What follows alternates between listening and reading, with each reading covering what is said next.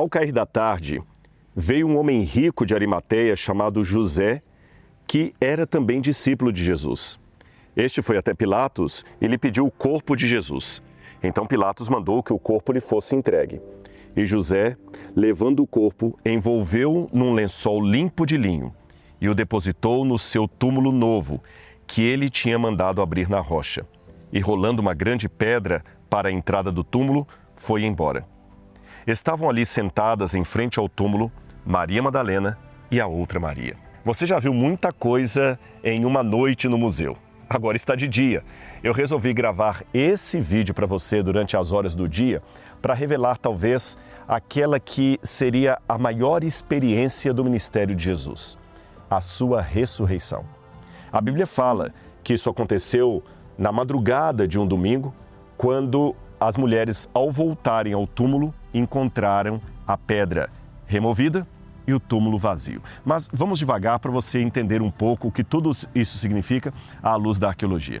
Aqui diz que José de Arimateia colocou o corpo de Jesus no seu próprio túmulo que ele havia mandado fazer, cavar na rocha, e ele, abrindo a pedra da entrada, colocou o corpo de Jesus lá e depois foi embora. Explicando isso em termos arqueológicos, vai ficar mais fácil você compreender o cenário descrito no Evangelho. Aqui no MAB nós temos uma réplica de um túmulo da época de Jesus, um típico túmulo judaico do Segundo Templo, como a gente fala tecnicamente em arqueologia. Eles geralmente faziam esse túmulo na rocha, uma rocha calcária, e ele tinha uma entrada. Lá dentro é possível você ver um pequeno cômodo, e nesse cômodo você vai perceber também uma cama de pedra, onde o corpo era depositado, e abaixo dessa cama de pedra, algumas lacunas, alguns lugares vazios, onde você poderia colocar ossos de outros que já haviam sido sepultados aqui. Eu vou explicar para você. O procedimento de sepultamento de uma pessoa demorava horas. Primeiro porque eles preparavam o corpo, lavavam o corpo, passavam perfumes. Daqui a pouquinho eu vou falar mais sobre uma coleção que nós temos aqui no MAB, que ilustra, do ponto de vista da arqueologia, os perfumes que foram usados no sepultamento de Jesus. Aliás, o Evangelho de João, capítulo 19, diz que José de Arimateia também perfumou o corpo de Jesus. Olha o que está aqui no Evangelho de João, capítulo 19, a partir do verso 38. Depois disso, José de Arimateia, que era discípulo de Jesus, ainda que em segredo porque tinha medo dos judeus, pediu a Pilatos permissão para tirar o corpo de Jesus. E Pilatos deu permissão. Então José de Arimateia foi e retirou o corpo de Jesus. E Nicodemos, aquele que anteriormente tinha ido falar com Jesus à noite, também foi, levando cerca de 35 quilos de um composto de mirra e aloés. Tomaram, pois, o corpo de Jesus e o envolveram em lençóis com óleos aromáticos, como é costume entre os judeus, na preparação para o sepultamento. Na preparação para o sepultamento, percebeu? Então o corpo era perfumado, mas isso não significa que a pessoa já seria imediatamente sepultada. Na verdade, vou contar algo que vai surpreender você. A pessoa só era oficialmente sepultada quase um ano depois da morte dela. Como assim? Você ficou confuso? Eu vou explicar. É que eles preparavam o corpo, envolviam em lençóis, passavam no corpo todo o óleo perfumado, aromatizado, e depois eles deitavam o corpo lá dentro, naquela cama de pedra que você viu. Então, aqueles que estavam responsáveis pelo procedimento funerário, eles pegavam essa pedra, rolavam a pedra e fechavam a entrada do túmulo. E esse túmulo ficaria assim por aproximadamente um ano. Depois de um ano, eles voltavam, abriam a entrada do túmulo, entravam, e evidentemente que nessa cama de pedra só havia agora ossos. Então eles pegavam esses ossos e os colocavam numa caixa de pedra, mais ou menos desse tamanho, que teria espaço suficiente para o tamanho de um fêmur. E a partir do fêmur, você tem espaço então para outros ossos do corpo. Essa caixa então era lacrada e colocada naqueles lóculos ali embaixo. Aliás, era nesse momento em que os ossos eram retirados e colocados nessa caixa de pedra que o indivíduo teria de fato sido sepultado. Aliás, eles encontraram em Israel um ossário original com o nome de Caifás, o mesmo Caifás que participou do processo contra Jesus.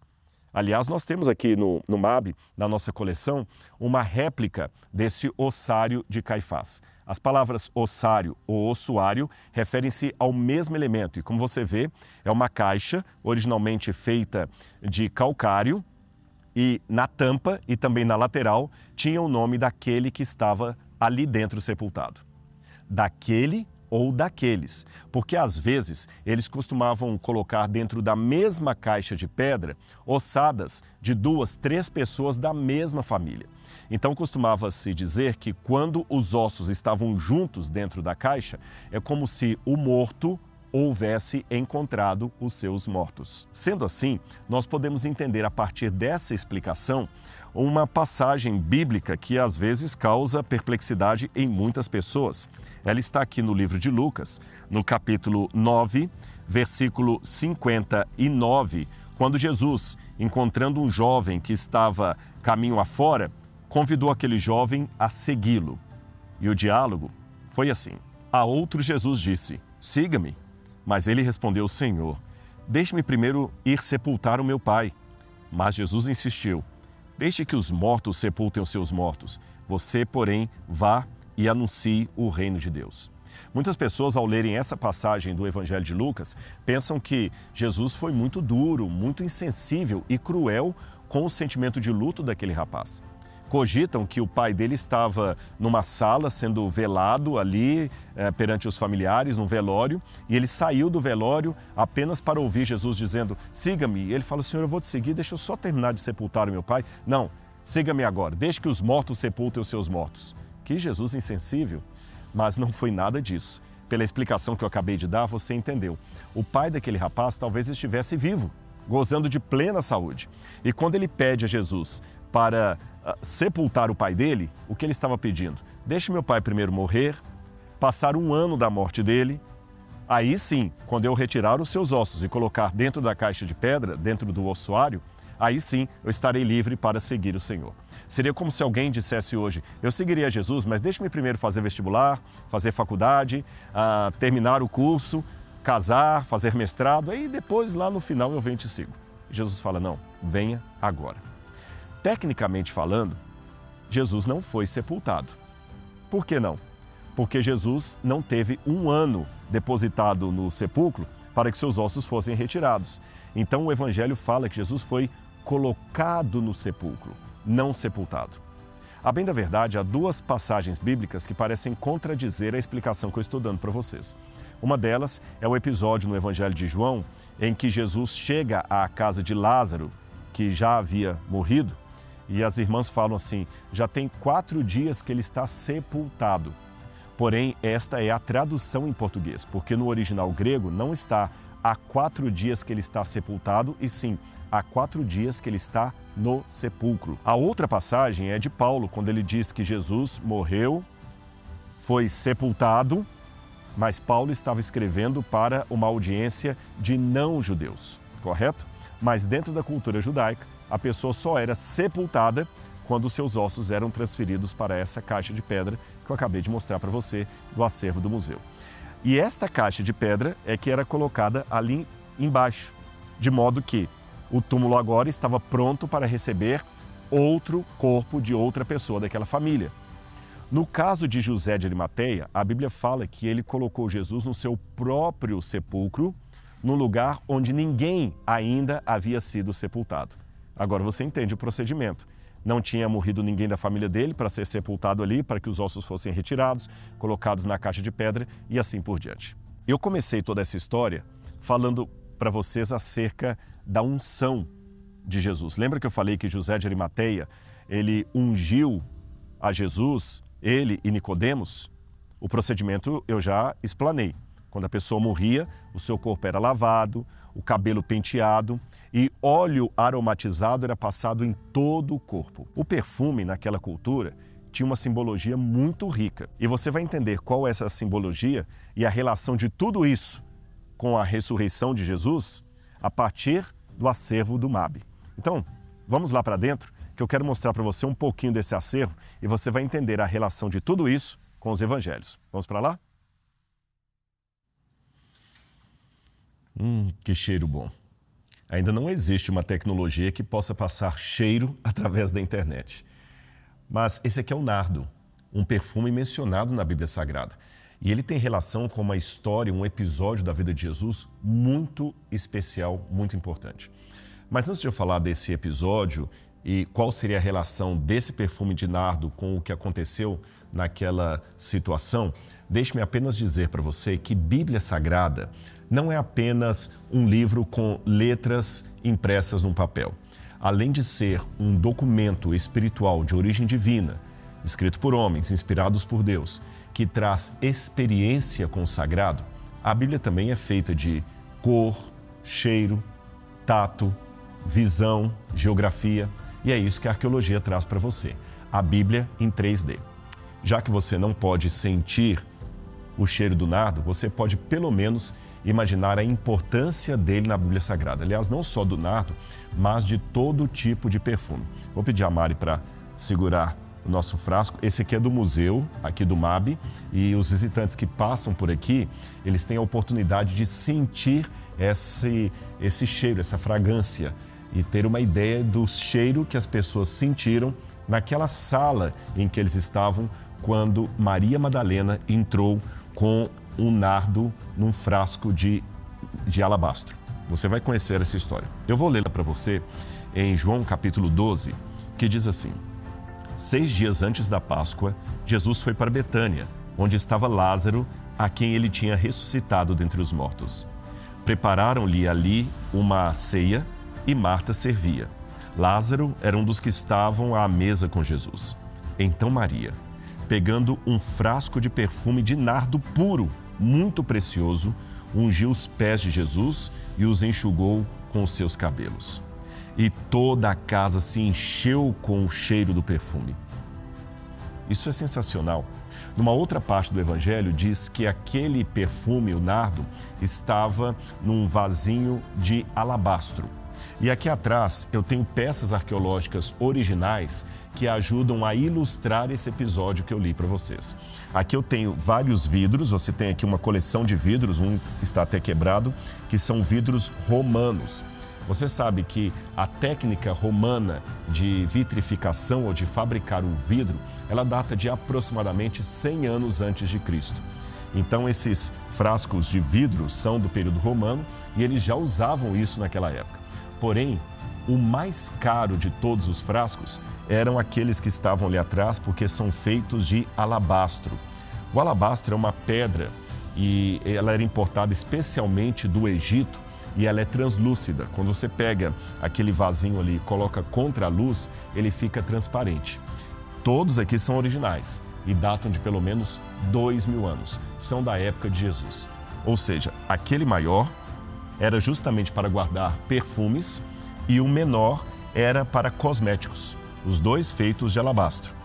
Aí eu fico pensando, qual foi a mulher que usou este frasco no passado? Será que foi alguém que vivia nas redondezas de Jerusalém, que conheceu pessoalmente alguns dos personagens bíblicos? Será que eles conheceram pessoalmente Jesus de Nazaré? Eu não posso afirmar, mas se de imaginar se trata, por que não supor que a pessoa que usou estes elementos estaria presente num dos momentos em que Jesus passou pela Cidade Santa? Eu sei que Maria Madalena entrou na casa de Simão com um frasco parecido com aquele, cheio de perfume. O perfume era caro, tanto é que causou uma certa situação conflitante com Judas Iscariotes. O Judas que haveria de trair Jesus. Olha o que diz a Bíblia. Então Judas Iscariotes, um dos seus discípulos, aquele que estava para trair Jesus, disse: por que esse perfume não foi vendido por 300 denários e o dinheiro não foi dado para os pobres? O denário era o preço de um trabalho diário, um trabalho braçal. Então, 300 denários, isso é o equivalente quase a um ano de trabalho. Quase a um ano de trabalho. Agora, Judas não disse isso porque era piedoso. O Evangelho esclarece. Ele disse isso não porque se preocupasse com os pobres, mas porque era ladrão. E, tendo a bolsa do dinheiro, tirava o que era colocado nela. Então Jesus disse: deixe a mulher fazer isso.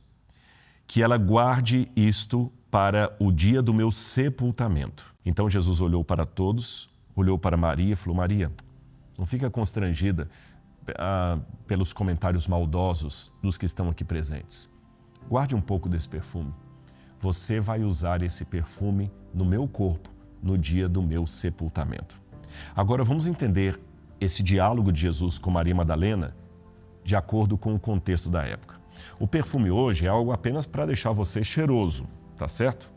Há perfumes mais caros, há perfumes mais baratos, há perfumes até de qualidade duvidosa, mas são apenas perfumes para dar um bom odor. No passado, o perfume tinha, acima de tudo, um status social. Por exemplo, quando alguém era consagrado como sacerdote, ele tinha que ser ungido com óleo, mas era um óleo perfumado. Era o azeite de oliva, no qual eles colocavam a fragrância de um perfume, e aquele azeite perfumado era colocado na cabeça de uma pessoa quando ela era consagrada como sacerdote ou como sumo sacerdote, por exemplo, principalmente como sumo sacerdote. Nós temos pelo menos um caso na Bíblia de um profeta que também foi ungido, novamente, com azeite perfumado para o exercício profético.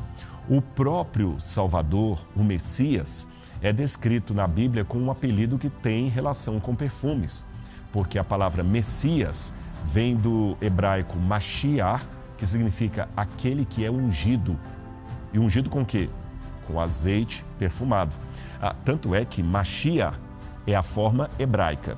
Os gregos chamavam Mashiach, que nós traduzimos como Messias em português, os gregos chamavam de Christos. E quem é o Christos? Aquele que recebe a unção. Agora, olha que curioso.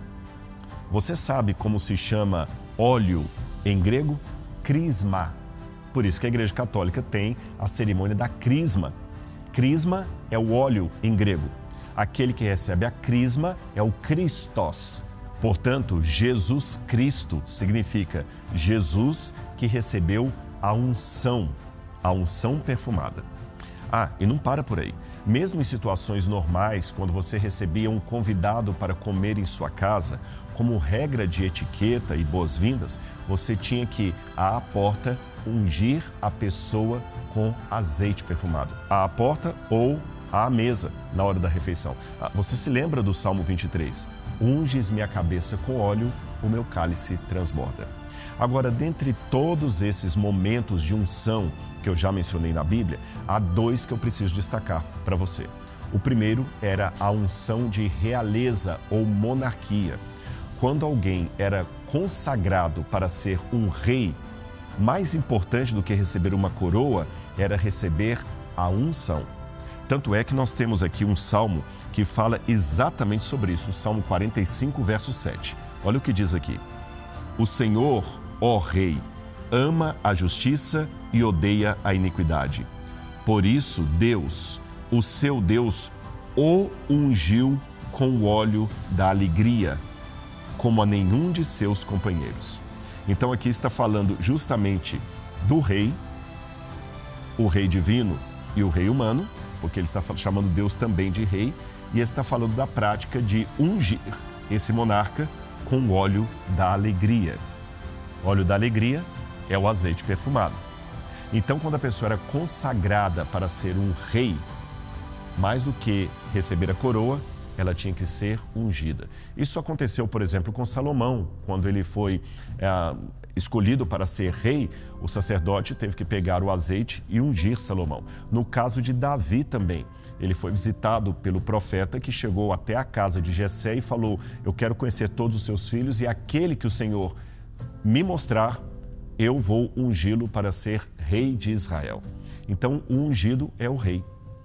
Então, num primeiro momento, Maria Madalena, ao levar óleo até aquela sala, um óleo perfumado para ungir Jesus, significa que ela era a única que, na prática, tinha entendido com todas as letras o significado da realeza de Cristo. Calma que eu vou explicar. Jesus resistira muito para vir a Jerusalém. Várias vezes os discípulos queriam que ele viesse até Jerusalém para fazer milagres ali, para fazer, quem sabe, até uma revolução política em Jerusalém, e Jesus nunca aceitou isso. Porém, no final do seu ministério, ele parecia ter mudado de ideia, porque ele disse: eu vou a Jerusalém e eu vou entrar triunfalmente numa cidade, como um rei dessa cidade. Essa cidade é a cidade sagrada, é a cidade de Jerusalém. Então os discípulos ficaram felizes. Naquele domingo em que ele mandou prepararem o jumentinho e ele foi até Jerusalém, eles começaram a clamar: bendito que vem em nome do Senhor, hosana nas alturas. Eles estavam clamando o Rei dos Reis. Tanto é que esse detalhe será usado no julgamento contra Jesus. Ele queria ser rei no lugar de César. Então, se todo aquele preparativo é para a entrada triunfal de Jesus no dia seguinte, onde é que estava o azeite da realeza? Você percebeu? A única pessoa que levou o azeite para ungir Jesus foi Maria Madalena. Ora, se todos ali estavam na expectativa, sábado à noite, expectativa segundo a qual no dia seguinte Jesus entraria em Jerusalém como rei, onde é que está o azeite para ungí-lo como rei? Seria como aquele grupo, essa história é famosa, um grupo de devotos que fez uma procissão no Nordeste há mais de 50 anos pedindo chuva. E fizeram a procissão pedindo chuva e alguém fotografou que em meio à procissão havia apenas uma menininha com um guarda-chuva na mão. Ora, se eles estavam fazendo a procissão pedindo chuva, onde estava a bênção para receber a chuva? Naquela multidão de devotos, parece que só a menininha entendeu o motivo daquela peregrinação, porque só ela levou o guarda-chuva. Da mesma maneira, naquele grupo de devotos de Jesus, parece que só Maria Madalena entendeu que ele realmente deveria ser rei. Só ela levou o azeite perfumado e usou já naquele jantar. Agora eu falei que tem um segundo motivo de unção da pessoa, e é esse que eu quero mencionar agora. Jesus disse para ela: guarde um pouco desse perfume, porque ele será para o meu sepultamento. Os judeus também ungiam o corpo da pessoa que estava morta antes de colocá-lo no sepulcro. Sendo assim, quando Jesus falou: guarde para o meu sepultamento, ela deve ter assustado. Ela pensou: não, mas eu vou ungir o Senhor para ser o rei de Israel. Mas eu também vou morrer. Lembra que eu falei que serei crucificado? E ela, tristemente, entendendo a mensagem de Jesus, guardou um pouco do nardo no frasco de alabastro. Guardou porque talvez Maria Madalena, mais do que os demais presentes, compreendeu que Jesus seria rei, mas também seria crucificado, morto e sepultado. Ela guardou no seu coração e, quem sabe, na sua bolsa, aquelas palavras de Jesus e aquela promessa e aquele objeto. Ela iria cumprir o desejo de Cristo. Agora vamos voltar lá para fora, que eu vou continuar essa história para você lá diante do túmulo. Eu sempre me emociono nessa parte aqui do Jardim do Mabe. Às vezes fico refletindo no significado de tudo isso. O Evangelho de João, capítulo 20, começa assim: no primeiro dia da semana, de madrugada, quando ainda estava escuro, Maria Madalena foi ao túmulo e viu que a pedra da entrada tinha sido removida. Uma pedra pesada como essa. Então correu e foi até onde estavam Simão Pedro e o outro discípulo a quem Jesus amava, e disse-lhes: tiraram o Senhor do túmulo e não sabemos onde o colocaram. Com isso, Pedro e o outro discípulo saíram e foram até o túmulo. Ambos corriam juntos, mas o outro discípulo correu mais depressa do que Pedro e chegou primeiro ao túmulo. E, baixando-se, viu os lençóis de linho, mas não entrou. Simão Pedro, seguindo-o, chegou e entrou no túmulo. Ele também viu os lençóis.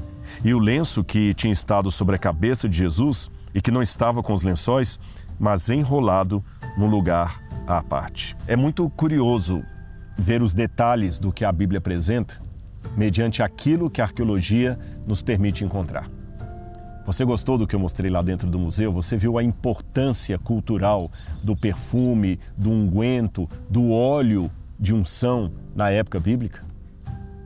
Por que Maria Madalena voltou para o túmulo no domingo? Eu fiz essa pergunta já. A razão, muito simples. Eu já dei a resposta lá dentro. Lembra que na casa de Simão, Maria começou a ungir Jesus com um perfume de nardo num frasco de alabastro? E quando ela começou a ungir Jesus, houve um desconforto ali de alguns, especialmente de Judas, e Jesus tinha falado algo para ela. Guarda esse perfume para o meu sepultamento, para que você possa colocar no meu corpo. Maria ficou com aquilo na cabeça. Tecnicamente, Jesus já havia sido perfumado e enrolado em lençóis na sexta-feira, porque eu já li para vocês anteriormente que José de Arimateia e Nicodemos pediram o corpo de Jesus, Pilatos concedeu o pedido, eles tiraram o corpo de Jesus na cruz, enrolaram Jesus em panos e o próprio Nicodemos comprou uma boa quantidade de perfume e passaram o perfume em Jesus. Normalmente, quem passava perfume num corpo eram as mulheres. Por qual razão? É porque o contato com o cadáver tornava você impuro para as cerimônias no templo ou na sinagoga. Mas como a mulher mensalmente menstrua e, portanto, ela já estava impura durante uma parte do mês, então, na cultura da época, gente, não estou defendendo isso hoje, era comum, então, que a mulher que já ficava uma vez por mês impura pudesse se contaminar. Então, normalmente, eram as mulheres que faziam esse procedimento. Mas aqui, pela pressa, a chegada do Shabat, foi José de Arimateia e Nicodemos que fizeram esse processo. Aliás, esse processo envolvia não apenas um respeito pelo morto, mas também um cerimonialismo que evidenciava a fé judaica na ressurreição futura. Mesmo que na época de Jesus nem todos os judeus acreditassem na ressurreição. Aliás, se você percebeu bem, os frascos de perfume que estão na coleção do MAB estão muito bem preservados. Eles estão inteiros. Por qual razão? É que a maioria desses frascos de perfume que nós encontramos em escavações no Oriente Médio, especialmente dentro do contexto judaico, são frascos que são achados dentro de túmulos como este. Por qual razão? Bom, uma vez que eles usavam aquele frasco de perfume para untar todo o corpo da pessoa, tanto aquele lençol que foi usado como o frasco agora estão contaminados. Então eles não levavam de volta para casa aquele frasco de perfume usado. Eles deixavam dentro do túmulo. E com o passar do tempo, muitos desses túmulos foram repletos de entulhos ou foram assoreados, alguma coisa assim. Então, quando os arqueólogos escavam, é comum encontrarmos, às vezes, num túmulo, um pedacinho, um frasco de perfume assim. Não é muito difícil. Por isso que, normalmente, esses frascos estão inteiros, como estes da coleção do MAB. Eles estavam dentro de algum túmulo judaico da época de Jesus. Então, tecnicamente, o trabalho já havia sido feito. Jesus já havia sido perfumado. Por que Maria Madalena voltou? Ela não voltou sozinha. O outro evangelista diz que ela voltou com algumas mulheres e elas trouxeram consigo aromas e perfumes. Sabe por quê? Tecnicamente, o trabalho já tinha sido feito. Mas ela fez uma promessa a Cristo naquela noite, lá na casa de Simão. Ela aceitou o pedido do Mestre. Guarda esse perfume para que você possa ungir o meu corpo. E ela, sim, Senhor, eu farei isso. E embora Jesus tenha sido perfumado por Nicodemos, não foi ela que fez esse papel com aquele perfume específico que ele mencionou. Então eu fico imaginando como ficou a cabeça e a ansiedade de Maria durante aquele Shabat, esperando o dia de descanso passar para que ela pudesse correr no túmulo e terminar aquela unção que ela começara lá na casa de Simão. Agora vejam, naquele dia o túmulo de Jesus estava lacrado. Além da pedra que era pesada, havia lacres e uma milícia de soldados colocados ali por Pilatos, a pedido dos sacerdotes, para que ninguém roubasse o corpo de Cristo. Como aquelas mulheres iam conseguir chegar àquele lugar, passar pelos soldados, abrir a pedra, que era pesada por si só, tirando ainda os lacres e terminar o procedimento de ungir o corpo de Cristo. Humanamente, impossível. Mas você já viu que quem quer dar um jeito, quem não quer dar uma desculpa? Maria Madalena tinha um propósito. Ela tinha um objetivo. E com isso, ela conseguiu liderar outras mulheres que foram consigo até o túmulo com o objetivo de cumprir aquilo que ela prometera a Cristo. Como eu falei dentro do museu, parece que foi ela que mais entendeu o sentido das palavras do Senhor. Mas olha que bonito, que glorioso. Quando ela chega de manhã ali, parece que ela chegou e as mulheres vinham logo atrás. Ela não estava nesse momento com as mulheres. Qual foi a surpresa ao perceber que não havia nenhum soldado ali, o lacre estava rompido e a pedra removida. E quando ela olhou lá dentro, não havia corpo nenhum. O Senhor havia ressuscitado. Só os lençóis ficaram para trás. E chama a minha atenção porque, na forma como essa descrição está no original grego, passa-se a impressão que alguns lençóis, aqueles que cobriam o corpo de Jesus, estavam dobrados à parte, demonstrando que Jesus não saiu apressado, desesperado do túmulo, como se estivesse em fuga. Ele organizou o local onde ele fora sepultado, ou melhor, onde o seu corpo houvera sido colocado. Ele dobrou os lençóis e aquele outro lençol que ficava só na cabeça de Jesus estava afofado numa parte. Era como se aquele invólucro fosse desfeito sem desamarrar nenhuma parte dele. Era como se a cabeça de Jesus passasse pelo invólucro sem desfazer o pacote, você entende? Era uma evidência sobrenatural de que algo havia acontecido ali. Mas ainda assim, tomada pelo medo e pela angústia da perda do seu mestre, e não somente isso, tudo que eles passaram nas últimas horas, Maria pensou que o corpo de Jesus havia de fato sido roubado. Aí veja a sequência da história. João capítulo 20, versículo 11. Maria, no entanto, permanecia junto à entrada do túmulo chorando. Enquanto chorava, abaixou-se e olhou para dentro do túmulo. E viu 2 anjos vestidos de branco, sentados onde o corpo de Jesus tinha sido colocado, um à cabeceira, outro aos pés. Olhando lá dentro, você consegue imaginar a cena. Então eles perguntaram: mulher, por que você está chorando? Ela respondeu: porque levaram o meu Senhor e eu não sei onde o puseram. Depois de dizer isso, ela se virou para trás e viu Jesus em pé, mas não reconheceu que era Jesus. Jesus lhe perguntou: mulher, por que você está chorando? A quem você procura? Ela, supondo que fosse o jardineiro, respondeu: se o Senhor o tirou daqui, diga-me onde o colocou e eu o levarei. Jesus disse: Maria. Ela, voltando-se, lhe disse em hebraico: Raboni. Raboni quer dizer mestre. Jesus continuou: não me detenha, porque ainda não subi para o meu Pai. Mas vá até os meus irmãos e diga a eles: subo para o meu Pai e o Pai de vocês, para o meu Deus e o Deus de vocês. Então Maria foi e anunciou aos discípulos: eu vi o Senhor.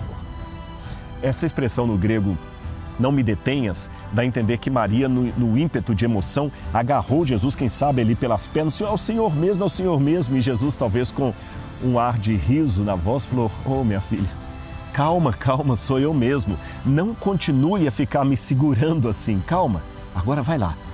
Conta para os seus irmãos que você me viu e que eu vou para o meu Pai e para o Pai de vocês. E ela foi feliz, anunciando a ressurreição de Jesus. A primeira testemunha ocular da ressurreição do Mestre. Agora, olha que curioso, que irônico eu diria. Lembra de Caifás, o poderoso Caifás, que ajudou a sentenciar Jesus à morte, que tramou a morte de Jesus? Pois é, ele teve um ossário com seus restos mortais.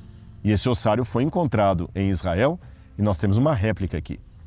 Mas os arqueólogos jamais encontrarão qualquer ossário de Jesus. Sabe por quê? Ele ressuscitou, o túmulo está vazio e a ressurreição de Cristo é a certeza da nossa salvação.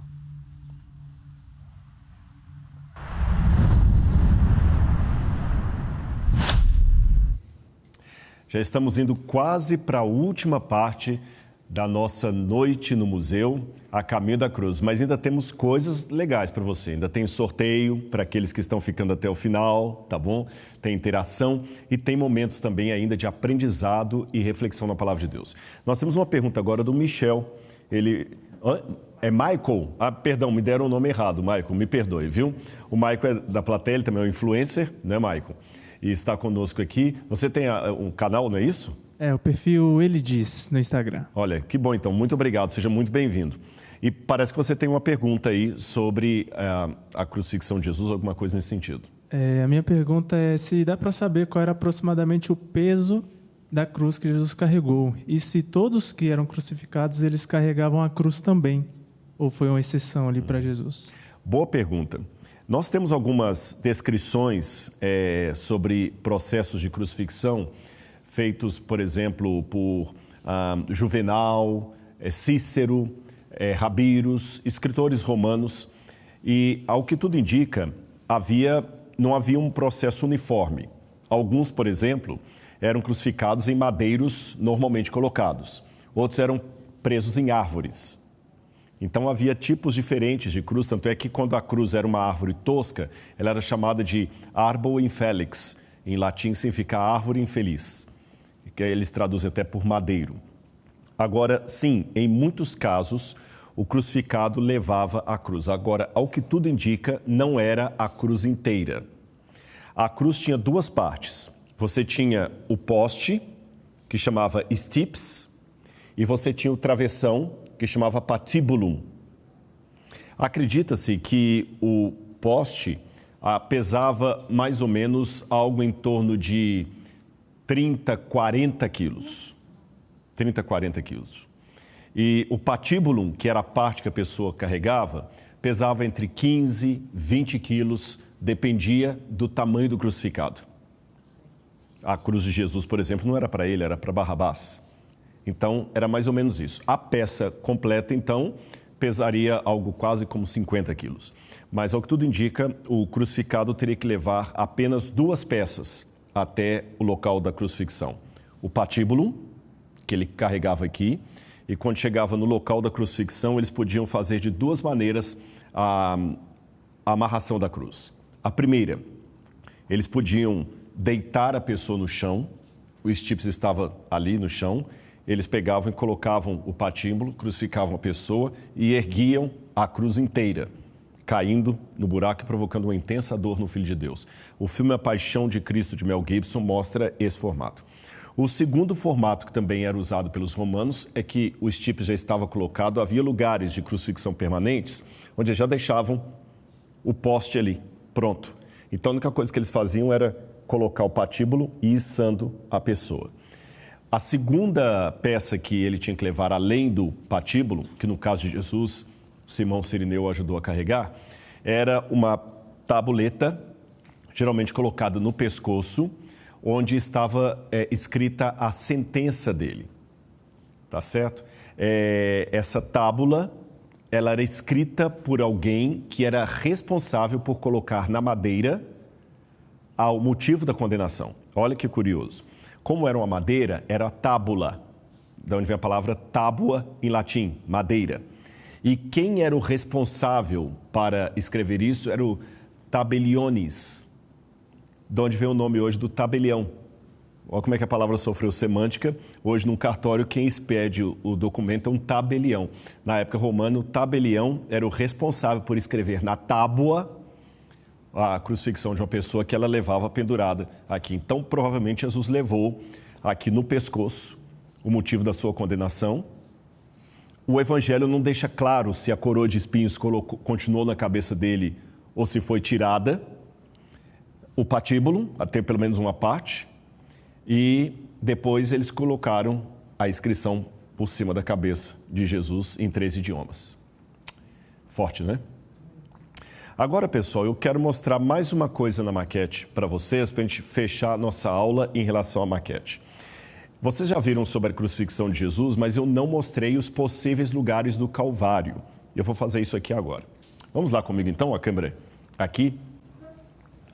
nós temos dois possíveis lugares do Calvário em Jerusalém.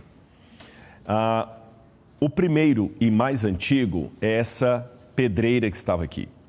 Percebam que aqui tem um buraco, e esse buraco era uma pedreira feita de calcário, pedras de calcário, e daqui muitas pedras foram tiradas para a construção de casas e outros elementos de Jerusalém.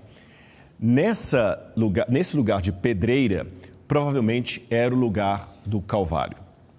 Aqui hoje está construída a famosa Igreja do Santo Sepulcro, que quando as pessoas vão a Jerusalém, geralmente católicos vão lá. Não somente católicos, porque, a bem da verdade, a Igreja do Santo Sepulcro ela tem vários pedaços que pertencem a agremiações diferentes do cristianismo, exceto igrejas protestantes. Então, você tem ali, por exemplo, uma parte que é da igreja armênia, outra parte que é da igreja copta, outra parte que é da igreja grega, outra parte que é da igreja católica romana, outra da católica ortodoxa. Então, cada um cuida de uma parte. Quem abre e fecha a Igreja do Santo Sepulcro é uma família de muçulmanos, todos os dias. Não são cristãos por causa das brigas que tem ali. O outro lugar que alguns pensam que poderia ser o Calvário seria esse aqui, que parece até um croissant, que é chamado de o Jardim de Gordon, o Jardim do Túmulo, tá bem? Está bem aqui, olha. Então, são esses dois lugares. Quando você vai ao Jardim de Gordon, ao Jardim do Túmulo, aqueles que já visitaram Jerusalém, sabem que ele é um lugar mais bonito, florido, tem um túmulo, tem uma pedra.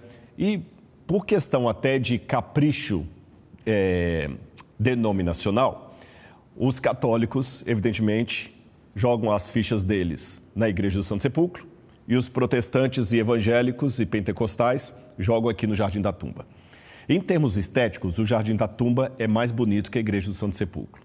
Mas, para ser coerente com os fatos arqueológicos, eu devo dizer a vocês que, do ponto de vista arqueológico, é praticamente nula a chance de Jesus ter sido crucificado na opção protestante.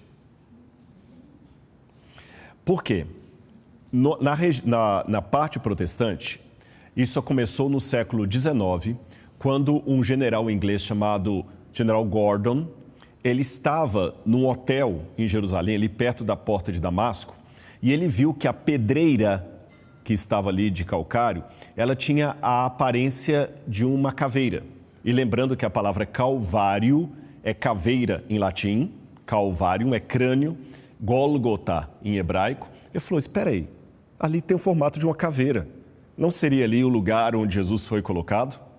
E perto desse lugar que a gente colocou aqui, nesse formato de um croissant, você tem um túmulo mesmo. Então, falaram, aqui é um túmulo, é o lugar da crucifixão de Jesus. Só que nós temos alguns problemas. O primeiro deles é aquela pedra que o Gordon viu, uma caveira ali, todo ano ela cai um pedaço, porque ela deteriora fácil, porque é um calcário muito pobre. Tanto é que a primeira vez que eu fui para Jerusalém foi em 1998. E eu já fui mais de 40 vezes para lá. A última foto que eu tirei no ano passado, comparada à que eu tirei em 1998, a caveira, dita caveira, já desfigurou bastante o semblante dela. Em outras palavras, se de 98 até hoje ela já desfigurou tanto, imaginem em 2000 anos. É impossível imaginar que ela teria esse formato na época de Jesus.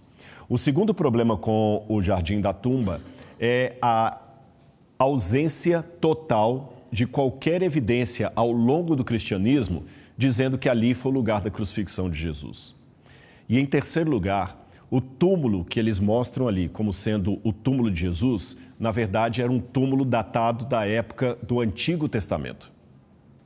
Então não podia ser o túmulo de José de Arimateia, porque a Bíblia fala que Jesus foi colocado num túmulo novo, onde ninguém ainda havia sido sepultado. Então nós temos uma possibilidade maior que o lugar da crucifixão de Jesus seria nessa parte aqui, onde hoje está a Igreja do Santo Sepulcro.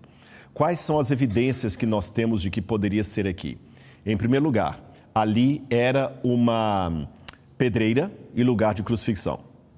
Em segundo lugar, você tem ali túmulos da época de Jesus. Em terceiro lugar, foi descoberto agora, na parte mais baixa, restos de um jardim da época de Cristo, perto dos túmulos.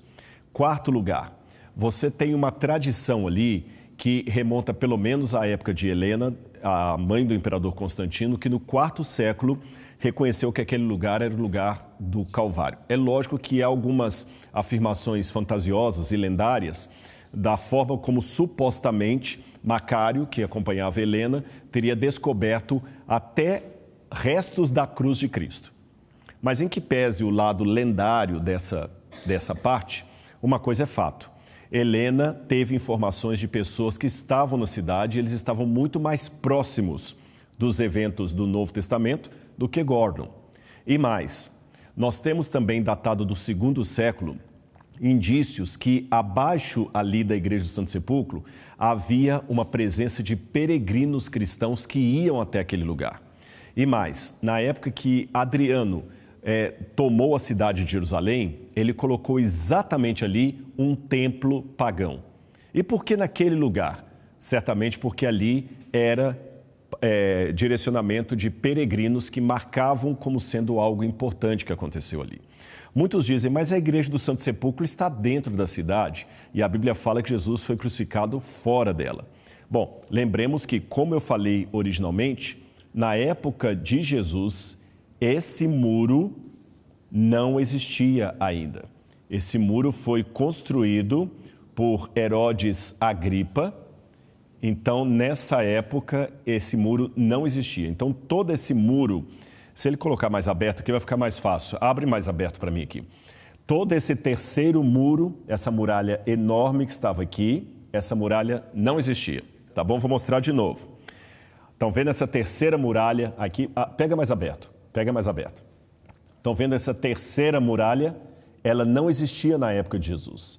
Na época de Jesus só havia essa muralha interna, de modo que o Santo Sepulcro, que fica aqui, na época de Cristo, ficava fora dos muros da cidade. Compreenderam? Então, do ponto de vista arqueológico, há muito mais probabilidade do Calvário ter sido ali. Agora, o Calvário era ali. E a Via Dolorosa? Aí já é mais complicado. Eu vou falar com vocês por quê. Em que pese o fato que a Via Dolorosa é talvez o momento mais fascinante para muitas pessoas e eu respeito a fé de todas as pessoas. Eu sei a emoção com a qual elas fazem a Via Dolorosa. Não estou desdenhando disso, nem desrespeitando de maneira nenhuma, mas eu tenho que ser coerente com os dados. Vocês viram que até para falar do Calvário, apesar de ser adventista, eu fui sincero em falar que a opção católica é mais válida arqueologicamente falando que a opção protestante ou evangélica. Mas no que diz respeito à Via Dolorosa, nós não temos nenhuma base para dizer que aquela é a via que Jesus usou para passar com a cruz. Em primeiro lugar, não há na Bíblia nada que diga que Jesus passou pelas vielas de Jerusalém carregando a cruz. Isso é Hollywood, isso é o filme que mostra. A Bíblia só fala que Jesus carregou a cruz até o local e que Simão Cirineu foi constrangido a ajudar Jesus em determinada parte do caminho, porque Jesus não aguentou carregar. Qual seria esse trajeto? Eu duvido que seria dentro da cidade, porque o Evangelho de João nos diz que Pilatos teve que ir até a parte de fora para atender a multidão e os próprios sacerdotes não queriam entrar ali para não se contaminar e não poder comer a Páscoa. Passar por dentro da cidade de Jerusalém com um homem ensanguentado apanhando, você estaria mexendo num vespeiro religioso. E em que pese a hipocrisia dos líderes do templo, eles eram legalistas demais para permitir que isso acontecesse. Porque esse é o problema do legalista. Ele coa o mosquito, mas engole o camelo. Mas não deixa de coar o mosquito. Percebem? Então, em que pese o fato deles terem pedido a morte de um inocente em véspera de Páscoa, algo que estava frontalmente oposto à lei judaica, por outro lado, eles não queriam se contaminar. Então, hoje o tracejado da Via Dolorosa seria o seguinte. Vamos aqui. Eles entram por aqui. Hoje aqui nós temos uma entrada que é chamada a Porta dos Leões, que não havia na época de Jesus. Aqui nós estamos em Betesda, então você entra por uma porta aqui, tá bom? E passam por aqui, passam perto da Fortaleza Antônia, que agora vocês sabem, e aqui eles vão explicando as estações. Na Fortaleza Antônia, eles falam que é o Etiomo, onde Jesus foi apresentado ao povo, mas eu já disse que não procede. E depois eles continuam seguindo até a 4ª estação, 5ª, 6ª, até chegar aqui à Igreja do Santo Sepulcro. Então seria essa a trajetória da Via Dolorosa. Mas, ao que tudo indica, se Jesus foi julgado aqui no pretório, é provável que eles tenham colocado a cruz de Jesus nesse lugar aqui. Aqui é o pretório, onde Jesus foi julgado, tá bem? Então, tudo indica que... Aqui, pronto. Se Jesus foi julgado aqui, tudo indica que nesse lugar ele recebeu a cruz e talvez andou com ela pelo lado de fora da cidade até chegar aqui ao lugar do Calvário. É uma possibilidade, não é uma certeza absoluta. Agora, o mais forte de tudo isso, sabe o que é? A Bíblia fala que quando Jesus morreu, muitas coisas aconteceram. O céu tornou-se negro, houve uma escuridão tremenda, as pedras quebraram, houve um terremoto e o véu do santuário, que estava aqui, se rasgou de alto a baixo. Nessa parte aqui do santuário, você tinha um véu separando o lugar santo do lugar santíssimo. Um véu enorme. Flávio Josefo diz que ele era mais ou menos dessa grossura. E naquele momento, o véu do santuário, diz o Evangelho, rasgou-se de alto a baixo, sem ação humana. O que alguns comentaristas presumem que foi esse momento? Talvez uma maneira de Deus demonstrar a sua dor pelo que estava acontecendo com seu filho. O que aconteceu nesse momento? Câmera 1, por favor. Nesse momento, Deus talvez demonstrou que, ainda que seja um ser onipotente, onisciente, onipresente, ele é um Deus com a capacidade de sofrer. Os judeus, quando vão demonstrar a dor do luto, eles geralmente rasgam as suas vestes. Até hoje é assim. Quando um judeu recebe a notícia da morte de um parente, e ele está com uma camisa como essa, ele rasga a camisa. Ele rasga a manga, rasga alguma coisa, rasga aqui, para mostrar o luto. Eu me lembro até de um filme judaico que eu assisti uma vez, um filme israelense, onde um rapaz que estava meio longe das culturas judaicas recebeu a notícia da morte do pai dele. E quando essa notícia chegou até ele, ele foi até a casa, onde estavam todos de luto, e a primeira coisa que sua mãe fez, quando ele chegou, ela rasgou a roupa do filho e falou: respeite, o seu pai acabou de morrer. Essa cena de rasgar a roupa, respeite, o seu pai acabou de morrer, demonstra que os judeus tinham que rasgar as suas vestes para demonstrar a dor da perda de alguém muito querido. Então, alguns presumem que o rasgar do véu de alto a baixo foi uma forma de Deus demonstrar a sua dor pela morte do seu filho. Como se Deus estivesse rasgando as suas vestes em sinal de agonia e luto pelo que estava acontecendo. E naquele momento, Cristo inclinou a sua cabeça e entregou o Espírito. Você que muitas vezes cruza os braços diante de alguma situação, deveria se lembrar que enquanto você cruza os braços, Ele, por amor a você, morreu com os braços abertos. Forte, não é? Eu vou dar uma pausa agora com uma interação com a Mari. Então, quem ficou até esse momento vai ser recompensado aí. E depois da interação com a Mari, eu volto para nós fecharmos a nossa noite no museu. Mari, é com você. Que coisa mais linda, não é? Que privilégio é tudo isso que a gente está acompanhando. Gente, valeu a pena esperar até aqui. Quantas reflexões nós tivemos ao longo dessa programação? Ainda teremos as reflexões finais, é verdade. Mas eu quero começar dando algumas boas notícias, assim como eu fiz ao longo de toda a programação. Quero mostrar para vocês, primeiramente, esse bilhete. Esse aqui é um bilhete dourado que é uma surpresa. 5 pessoas foram presenteadas com esse bilhete e eu sinceramente não sei quem são essas pessoas, porque isso foi feito de forma aleatória. Atrás, essas pessoas receberam um QR Code com uma informação de que esse bilhete vale um presente incrível, um encontro online exclusivo com o Dr. Rodrigo Silva, para que você consiga tirar as suas dúvidas, conversar sobre aquilo que te aflige, aquilo que você quer entender mais sobre a Palavra de Deus. E eles foram enviados em caixas. Lembra do kit experiência? Então, dentre as pessoas que adquiriram o kit experiência estão também as pessoas que vão receber o bilhete dourado. Se você encontrou na sua caixa, mas procure bem, tá? Porque pode ser que ele esteja debaixo de todos os outros itens. Mas se você encontrou um bilhete dourado na sua caixa, entre em contato com a nossa equipe. Assim a gente vai conseguir lhe oferecer todo o acesso, você vai poder receber aquilo que foi prometido e assim viver essa experiência. Neste momento, quero mostrar para vocês aqui novamente as moedas. Eu vou contar com a ajuda da equipe para mostrar em detalhes. Porque eu não te contei que moedas são essas. Você está vendo como elas são bem pequenas? É até um desafio gigante mostrar os detalhes dessas moedas, porque elas realmente são muito pequenininhas. Essa moeda aqui, especificamente, ela é a moeda da viúva pobre. Vocês se lembram dessa história?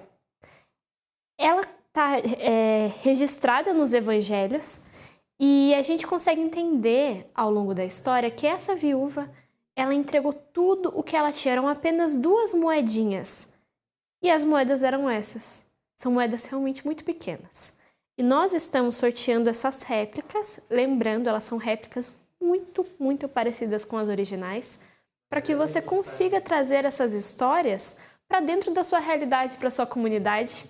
E agora eu quero perguntar para a nossa equipe, quem foi o ganhador que recebeu essas moedas e que vai receber elas em suas casas? Consegue colocar para a gente, pessoal?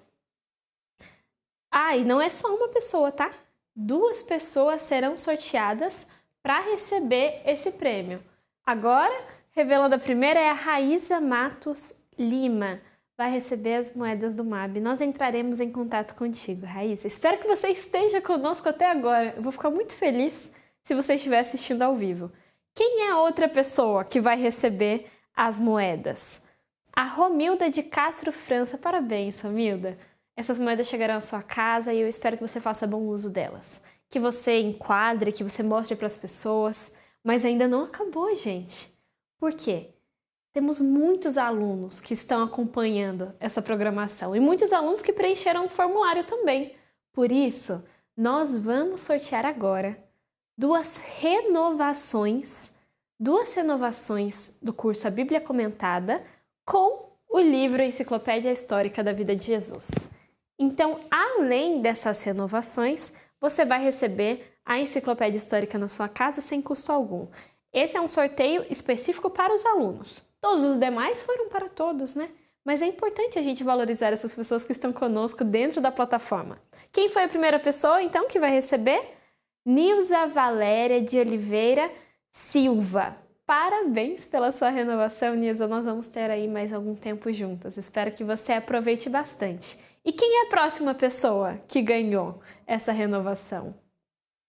Igor dos Santos Correia. Parabéns, Igor! Que legal, faça bom uso, estude bastante, aproveite esse tempo estendido que você terá conosco na plataforma e compartilhe esse conhecimento com as outras pessoas. Mas, gente, não para por aí. Nós teremos mais um sorteio e olha só, eu até deixei escondido para não estragar a surpresa. Olha o que a gente vai sortear agora. Se você não conseguiu ficar entre os 30 primeiros, se você não conseguiu adquirir a sua caixa anteriormente, este é o seu momento. Essa caixa, lembrando, tá? Está sendo sorteada para alunos e não alunos. Vou até apoiar ela aqui para não correr o risco de derrubar nada e vou mostrando para a equipe item por item. Nós temos dentro dessa caixa uma lamparina da época de Jesus.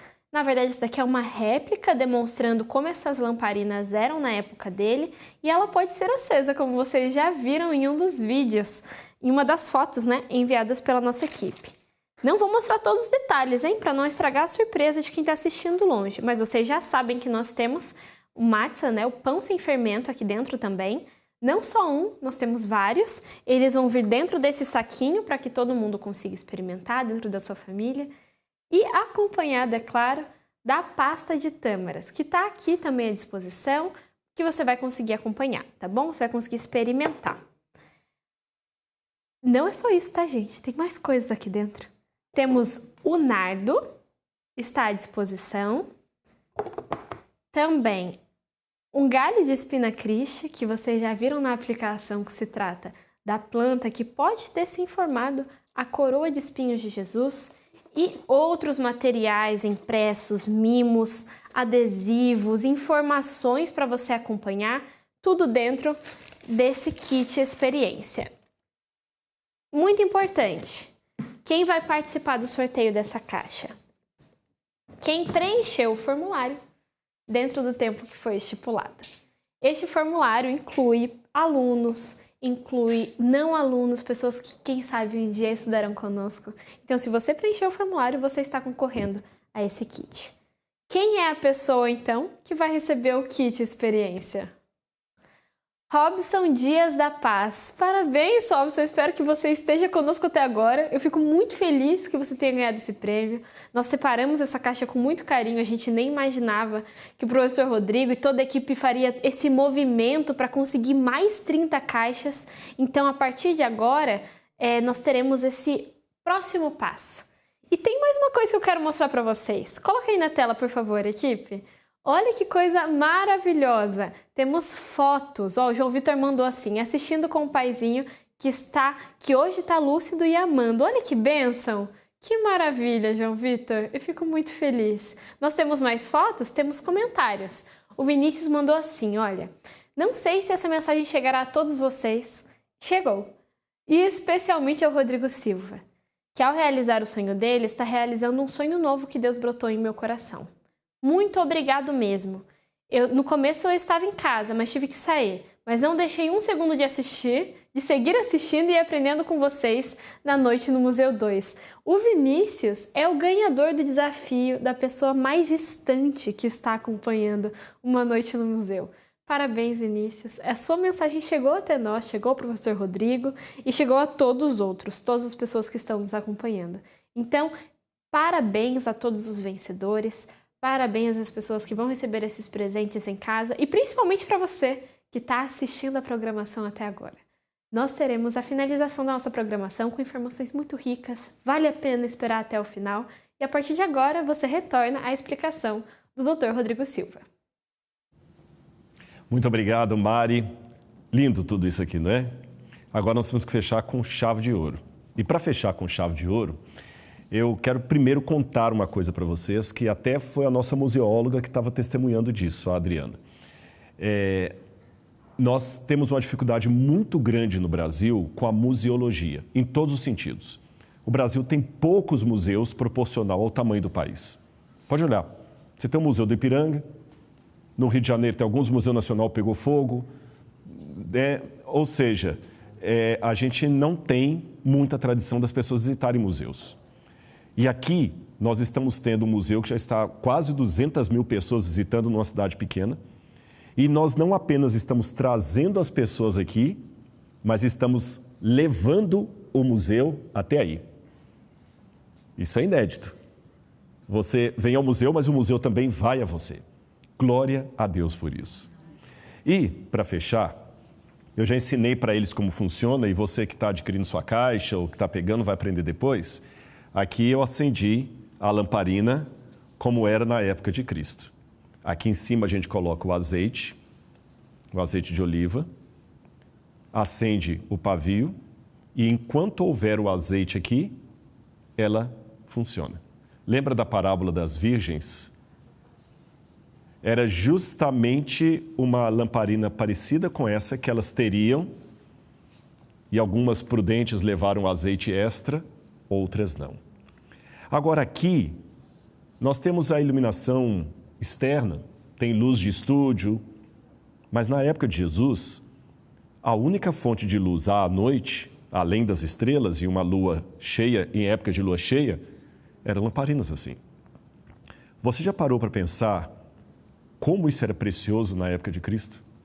Imaginem à noite você querendo ir ao banheiro, que não havia banheiro, era do lado de fora da casa, sem um elemento desse para iluminar a casa, o caminho. Imagine o perigo de você andar em casa sem isso aqui. Então as pessoas tinham obrigatoriamente que ter azeite de oliva, que se torna o símbolo do Espírito Santo, e uma lamparina. Por isso que a Bíblia fala, não apagueis o Espírito. Precisamos ter o Espírito Santo. E não somente isso. Havia uma coisa interessante ali no entorno do Mar da Galileia, que algumas cidades, imagina o Mar da Galileia não hoje, mas na época de Jesus, que não havia energia elétrica. Era uma escuridão tremenda. Mas muitas pessoas ficavam admiradas que quando no alto das montanhas as pessoas começavam a acender as suas lamparinas, daqui de baixo dava para ver. O Talmud fala até da festa das luzes também, que causava admiração às pessoas quando daqui de baixo você via uma lâmpada acendendo lá em cima. Não lâmpada elétrica, mas uma lâmpada como essa. Então imagine um pouco na época de Jesus. No alto da montanha havia uma cidade chamada Safed, ou Itzfat. As pessoas começavam a acender as lamparinas delas na casa dela, lá à noite, lá no alto da montanha, e aqui de baixo você conseguia ver. Isso causava grande admiração. Jesus aproveitou provavelmente esse momento para dizer, vocês são a luz do mundo. Olhem, não se pode esconder uma cidade edificada sobre um monte. E nem se acende uma lamparina para colocá-la debaixo do cesto. Pelo contrário, você a coloca no lugar alto e ela ilumina todos os que estão na casa. Lembra que eu mostrei que a casa era um cômodo só? Uma lamparina ilumina todos os que estão na casa.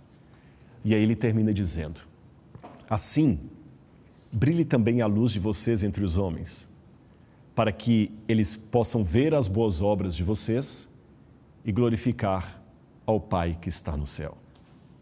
O objetivo do MAB, do UNASP, da plataforma Bíblia Comentada e todos nós que trabalhamos como uma família é fazer, pela graça de Deus, que a nossa luz possa brilhar até vocês e quando vocês virem a nossa luz, vocês glorifiquem ao Pai que está no céu.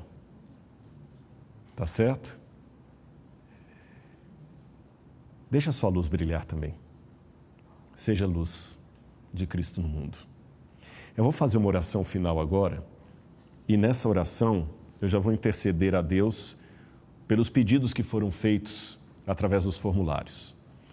Mas eu não queria fazer essa oração sozinho.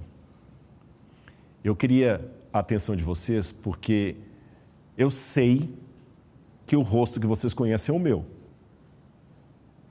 Mas eu não estou sozinho. Além dos anjos, das orações intercessoras, nós temos também uma equipe enorme trabalhando incansavelmente para tudo chegar até você. Olha quantas pessoas nós tivemos para fazer essa live, apenas essa live. E no dia a dia do Next, é o pessoal do apoio, é o pessoal de vendas, é o pessoal da mídia, é o pessoal da gravação. O Rodrigo Silva é apenas o rosto que você vê. Mas eu tenho muitos anjos sem asas aqui. E nessa oração final, que eu incluirei os pedidos que foram feitos e despedirei dessa noite no museu, eu queria que toda a equipe pudesse vir aqui. Exceto os câmeras, que eu acho que vocês não podem deixar as câmeras, mas quem puder vir, eu queria todo mundo aqui, viu? Mari, a Sâmara, todo mundo aqui, Laura, Rodrigo Bertotti, todo mundo. E uma salva de palmas para eles.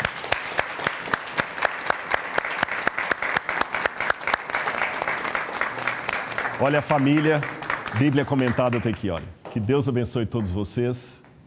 E eu vou quebrar o protocolo para ficar alguns segundinhos de costas para vocês. Não é correto fazer isso na TV, tá bom?